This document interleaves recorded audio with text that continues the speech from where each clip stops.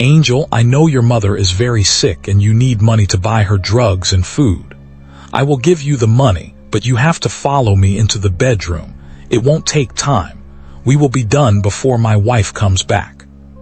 Angel was 22, but she had learned how to be invisible, how to move through the house like a gentle breeze. She was always present, always needed, but never truly seen.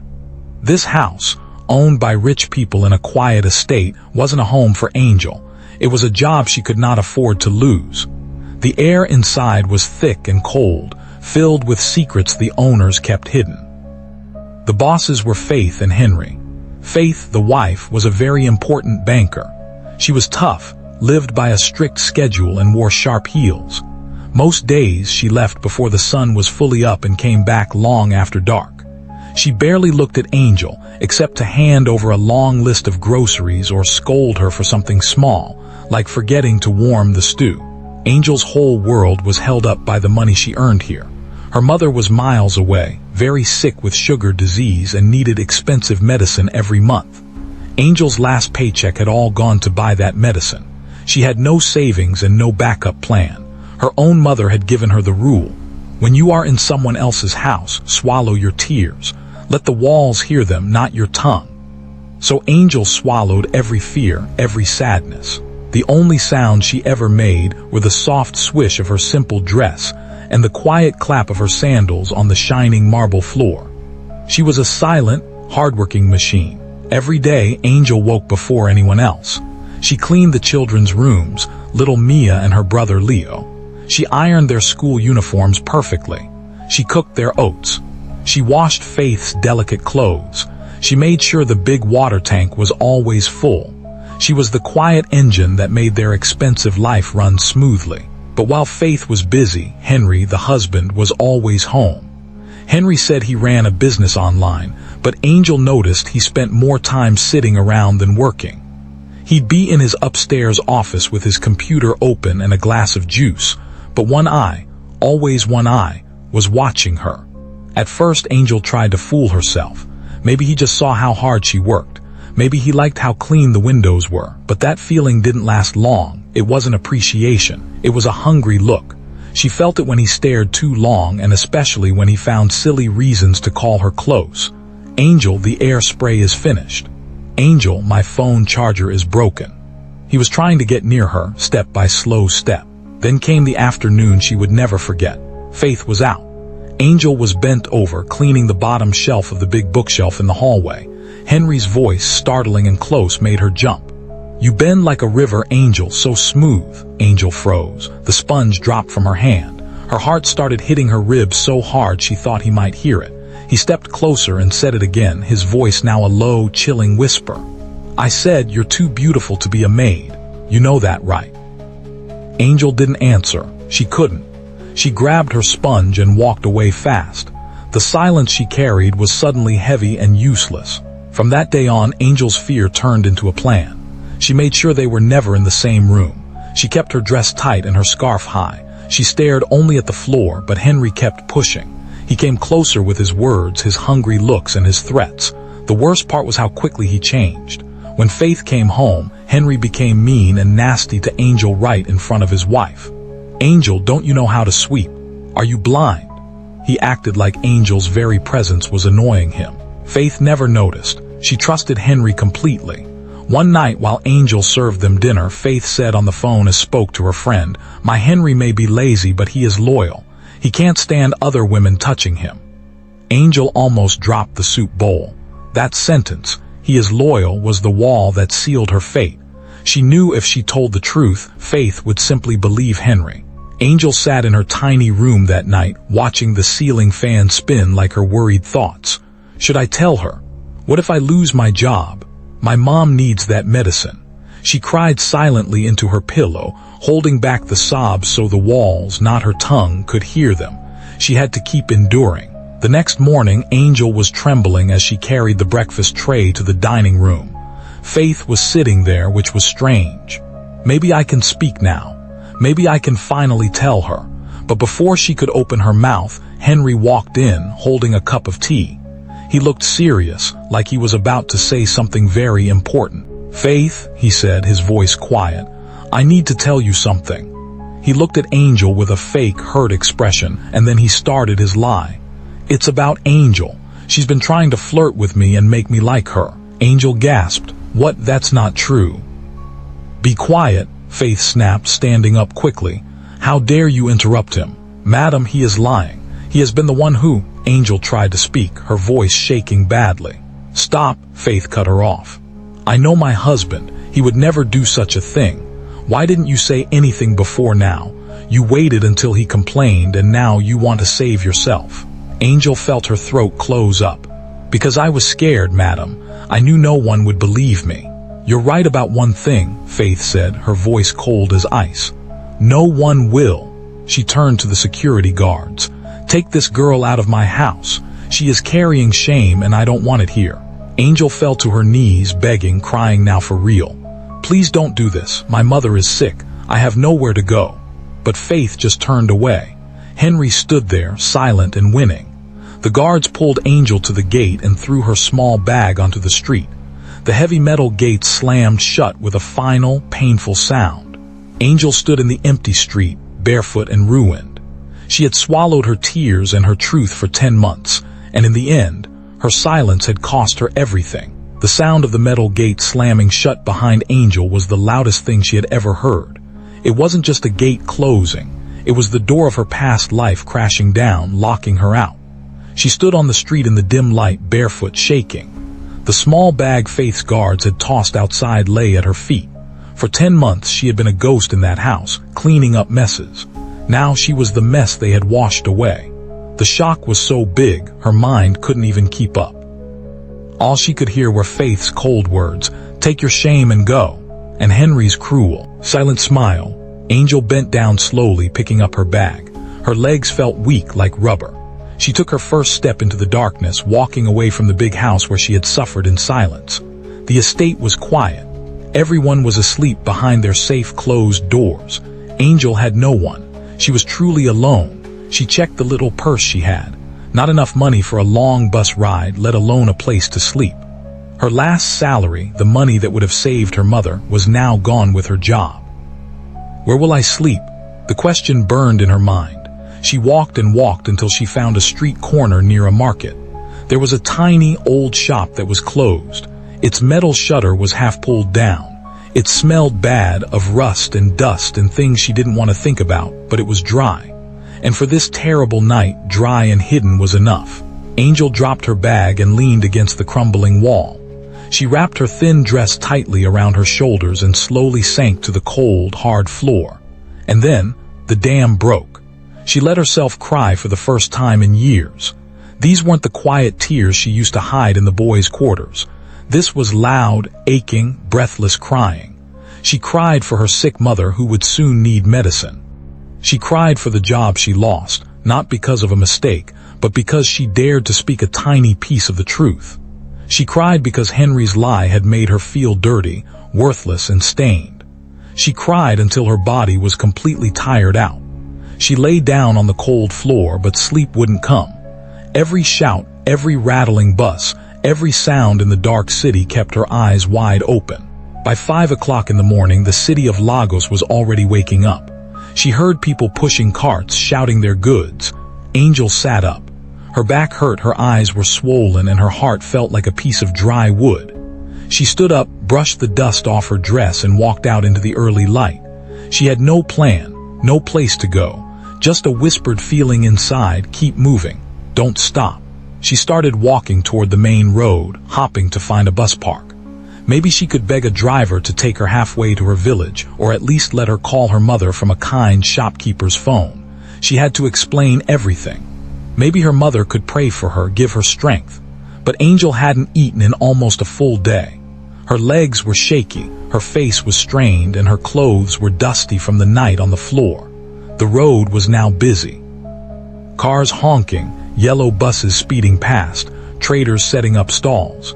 Angel felt completely invisible in the rush. But then suddenly she wasn't. She stepped onto the busy service lane, her mind still lost in her sad thoughts. She didn't hear the horn. A loud, terrible screech split the air. Tires burned against the road. A big black SUV swerved so fast it barely missed hitting her by inches. The driver slammed his door open and jumped out. "Are you crazy?" he shouted, walking toward her. "Do you want to die? Are you blind?" Angel froze. Her knees buckled a little. She couldn't speak. She just stood there waiting for the anger. But as the man got closer, his face changed. He stopped shouting. He looked at her dusty dress, her small travel bag, her cheeks streaked with dried tears. He saw how she was trembling. "Hey, are you okay?" he asked again, much softer this time. Angel slowly lifted her eyes. For the first time since she was kicked out, she looked someone in the face.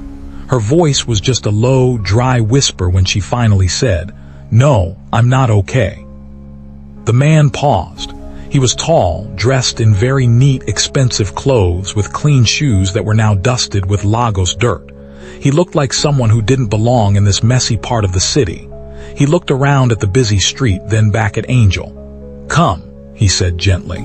"There's a small place nearby where we can sit. You need water and maybe some food."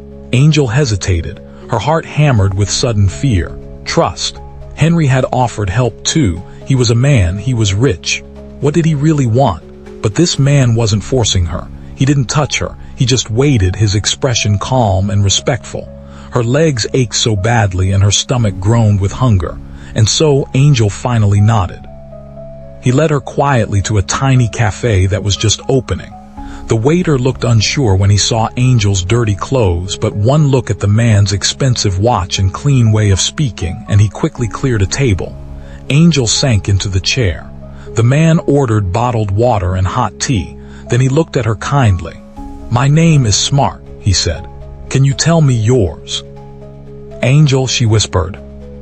"Angel," he repeated softly. "That's a beautiful name, but you don't look joyful today." She forced a small, painful smile. "I have no joy left." When the bottle of water arrived, she opened it with shaky hands and drank and drank. The cold liquid hurt her throat but felt wonderful in her empty stomach. And then, like a wall crumbling down, Angel's story poured out. She told him everything. The lies, the threats, how Henry used his power, how Faith believed him instantly, how she was thrown out like trash, and how her mother depended on her. She told him about sleeping on the cold, smelly floor of the abandoned shop. She told him she almost let his car hit her, because she felt like she had nothing left to live for. Smart said nothing. He didn't judge her. He just listened, completely quiet, completely focused. When she was finished, she looked up, feeling shame. "I'm sorry, I shouldn't have said all that. I don't even know you." Smart shook his head gently. "Don't be sorry. You've held this pain inside for too long. You needed someone to hear it." He tapped his fingers on the table. "You have nowhere to go right now, right? What if, for today, you let someone help you?" Angel looked at him, confused. "Why would you want to help me?" Smart looked at the sky, thinking carefully. "Sometimes," he said, "the people who need kindness the most are the ones who never ask for it, the ones who keep enduring even when everything is gone." He saw the worry in her eyes. "Come with me. Just for today, let me give you rest." Angel's heart started pounding again. "No, I can't, that's what Henry said." "No," she said quickly, shaking her head. "I can't, I don't know you." Smart nodded, respecting her fear. "That's fair, but listen to this." He took out his wallet and placed a clean ID card on the table. It read, "Smart Director Co-Holdings." "I won't touch you, I won't ask for anything. I just want to take you to a safe place where you can clean up, rest, and eat. After that, you decide what happens next. If you feel scared, I will call a trusted woman to stay with you. But please, Angel, don't go back to the street." What kind of person shows this much respect to a complete stranger? Could this be a different kind of trap? Angel had nothing left to lose. She looked at his card, his honest eyes, and slowly nodded. He paid for the tea and led her outside to the black SUV. He didn't open the front door, he opened the back door. "You can sit back there, take your time." This small gesture, treating her with respect, finally broke through her fear. She climbed into the back seat. The engine started. For the first time since yesterday, Angel let out a shaky breath. The ride was quiet. Angel sat in the soft, clean leather seat, smelling the clean citrus air that was nothing like the smoky buses she knew. She watched Smart drive, calm and focused, with both hands on the wheel. He didn't ask questions. He didn't talk much. Why is he helping me? What does he truly want? Angel's suspicions were still ringing loudly in her mind. Kindness from a rich man felt like the most dangerous disguise of all. Soon they pulled into a massive guarded compound. Security guards saluted Smart and the huge black gates rolled open. Angel's eyes grew wide. The compound was like a park with neat grass and fountains. The house was cream-colored, huge and peaceful. Smart opened the door for her. "Come in, you'll be safe here." A middle-aged woman with a kind, motherly face came out. Smart waved her over. "Auntie Mrs. Gable, please take her in, give her food, and let her rest in the Rose Room." He turned to Angel. "Mrs. Gable is like family. She'll take care of you. I'll be in my study." And then he walked away. He didn't demand thanks or favors. He just left her with the woman. Mrs. Gable gently led Angel inside. The house was even more beautiful, full of light and smooth furniture. She led her upstairs to a room that smelled like roses.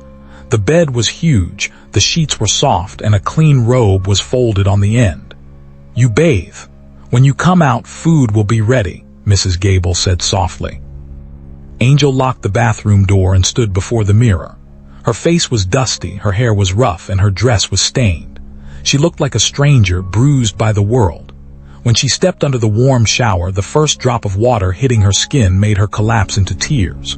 These were not tears of fear, they were tears of release. Tears that washed away Henry's lies, Faith's coldness, the cold floor, the hunger, and the shame. She stayed under the water for a long, long time. When she put on the soft robe, she felt clean, light, and almost human again. Downstairs, she ate slowly, politely. When she finished, Mrs. Gable gave her a brand new nightgown. "Olga bought this morning," the woman explained, smiling. "He said he would need a size for a small woman who had a strong heart. He bought this for me today." Angel was stunned. That evening, Angel sat in the Rose Room, staring out the window at the rain falling lightly. Then, a gentle knock. It was Smart. "Can I come in?" he asked. She nodded slowly.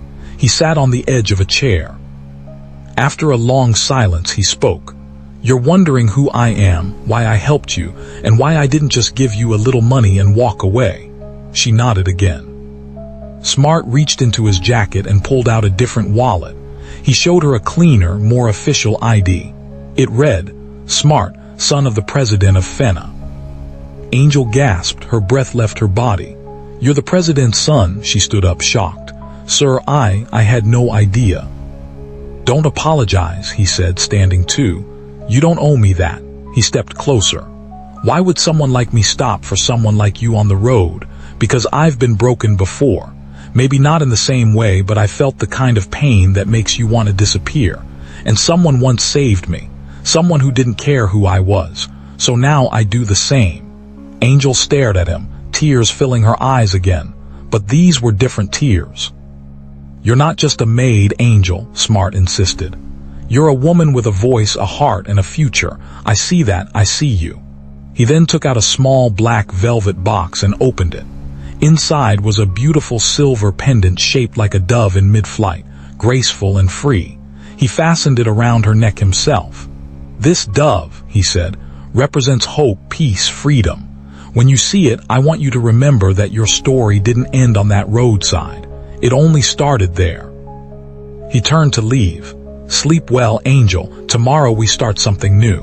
As the door closed, Angel stood alone, touching the cool metal dove on her chest. She had gone from being abandoned to standing in the home of a country's prince. The terrible lie had taken her down to the street, but this unexpected truth had lifted her to a place of unbelievable safety. Angel was broken, but now she was also clean, safe, and wearing the promise of freedom. But what power does a piece of silver have against a lie that already took everything from her? The president's son had given Angel a promise, a sanctuary, and a symbol of hope. But safety is just a place. It is not a plan. Could the deepest kindness from a stranger truly erase the deepest shame a lie had created? Angel spent that night in the Rose Room watching the rain fall. She lay in the soft bed, feeling the cool silver dove resting on her chest like a quiet, unbelievable promise. For the first time in 10 months, she slept without fear. She wasn't startled awake by imaginary footsteps or the heavy presence of someone watching her.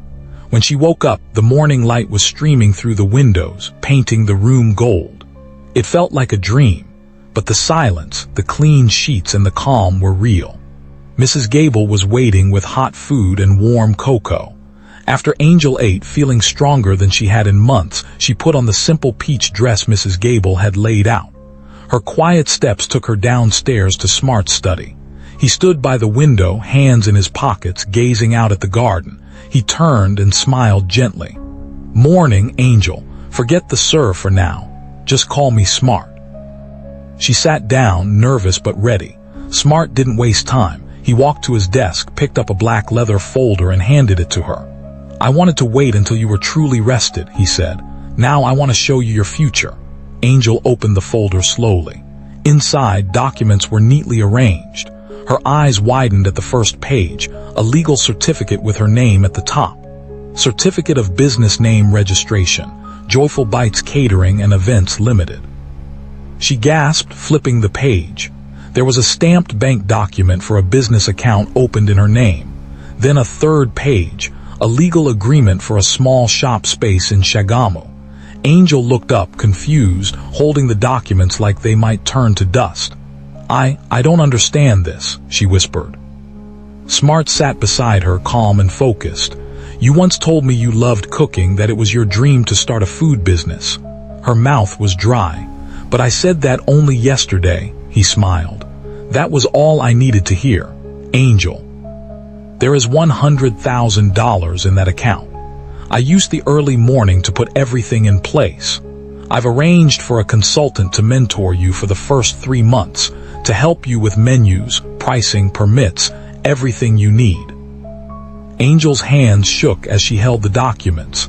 The sheer, overwhelming weight of this kindness felt heavier than any burden Henry had ever placed on her. "Smart," she whispered, her voice breaking.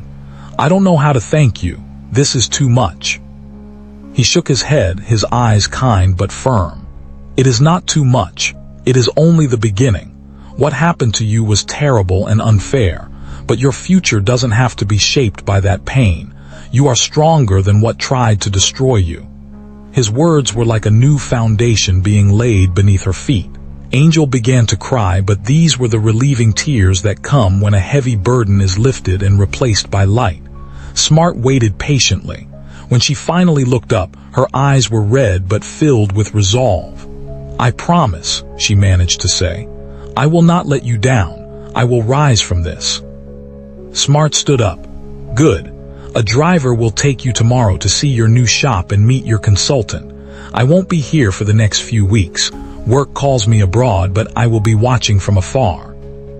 Angel stood, suddenly afraid again. "But will I see you again?" Smart smiled gently. "When the time is right, yes. And don't worry, Angel. Our story isn't finished." He walked out, leaving Angel alone with the folder in her hands, the dove around her neck, and a new, astonishing world waiting for her to step into it.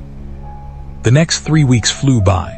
Angel, fueled by purpose, was no longer the silent girl. She was the boss. She was the decision maker.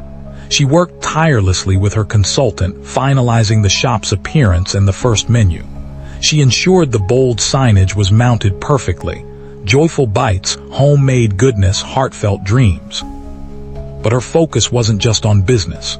Her first and most important action was to create a different kind of working environment. She hired 2 young women who, like her, had been dismissed unfairly from domestic jobs, carrying quiet hurts and nowhere to go. She created a safe haven, a small family where dignity was the first rule. She mentored them, taught them her secret recipes, and watched as their laughter began to fill the shop. She was no longer a victim. She was a creator of safety.